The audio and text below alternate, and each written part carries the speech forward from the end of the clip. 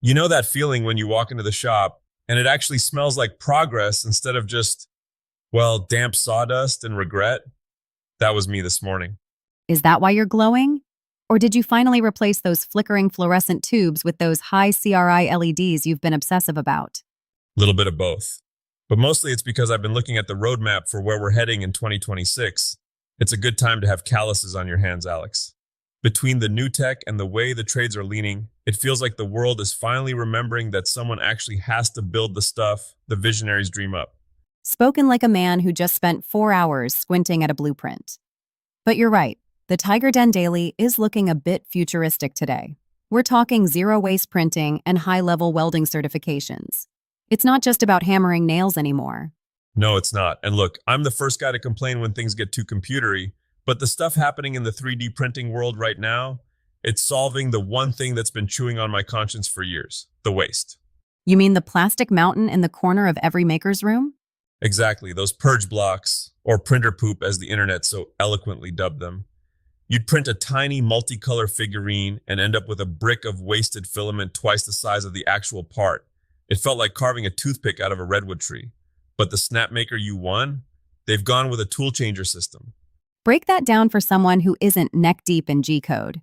Why is a tool changer better than just purging the nozzle? Think of it like painting a house. The old way was using one brush, dipped in red, then dunking it in a bucket of white paint and scrubbing it on a rag until the red was gone before you could paint the trim. Total waste of paint. The tool changer is like having 6 different brushes ready to go. You just put the red one down and pick up the white one. No cleaning, no waste, just clean lines. That actually sounds efficient. Did I just hear you praise automation? Don't get used to it. But even Creality is getting in on it with their CFSC system.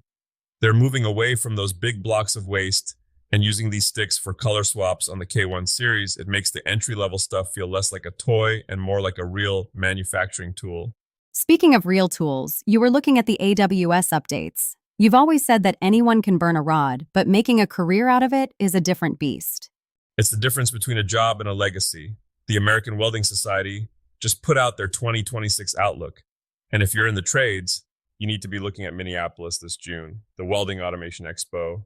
Automation again. Is the robot coming for our jobs, Tiger?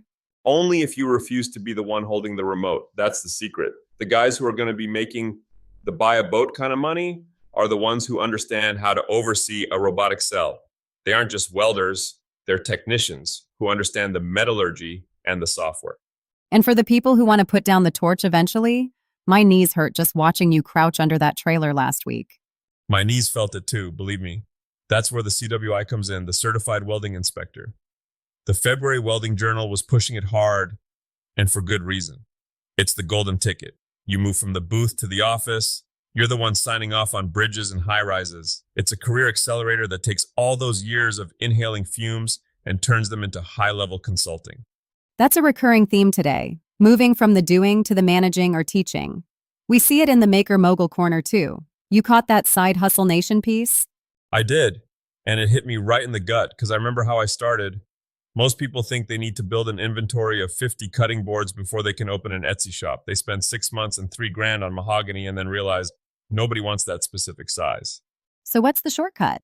Because speed to market sounds like a corporate buzzword. It is, but the logic is sound. Start with services. Instead of building the table, sell the design. Or do CAD work for other shops. Or repair furniture. It's the fastest way to get cash flowing without the crushing overhead of a physical storefront. It's basically selling your brain instead of just your brawn. Exactly. Your shop knowledge has a shelf life if it stays in your head. But if you turn it into a digital course or a consulting gig, it pays for your new drum sander while you sleep. I spent years thinking I had to be at the bench to be working.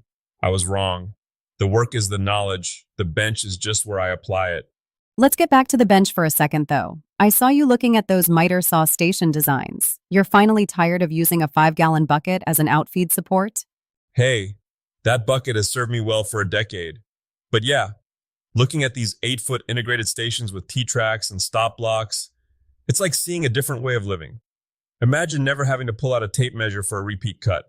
It sounds like you're trying to turn your hobby into a factory. It's about removing the friction, Alex. Every time I have to hunt for my square or clear off a horizontal surface just to make one cut, I lose the flow. A dream shop isn't about having the most expensive tools. It's about having a layout that doesn't fight you. Like those mountain tables everyone's obsessed with, the live edge wood mixed with epoxy resin. They are beautiful, but they look like a logistical nightmare to actually build. They are. You're basically managing a chemical reaction while trying to keep a massive slab of timber from floating away. But the lesson there isn't just buy epoxy, it's plan your workflow. If you don't have a level surface and a dust-free environment, that expensive resin is going to look like a swamp by morning. I can see you now, frantically blowing bubbles out of a table with a drinking straw at 2 a.m. I don't want to talk about the bubble apocalypse of 2019. We moving on? We are. But before we close up shop for the day, what's the one thing people should actually do after listening to this?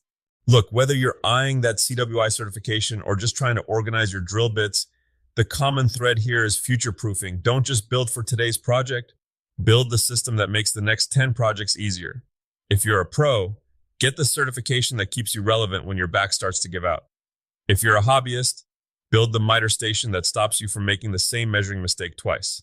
So basically, stop working harder and start working slightly more strategically? Precisely. Invest in the foundation, not just the shingles. Dig into the path that fits you, the trades, the mogul life, or just the pure DIY joy. And whatever you do, keep the grit in your teeth and the creativity in your head. Well said. We'll see you all tomorrow. Stay curious, folks. The shop is open whenever you're ready.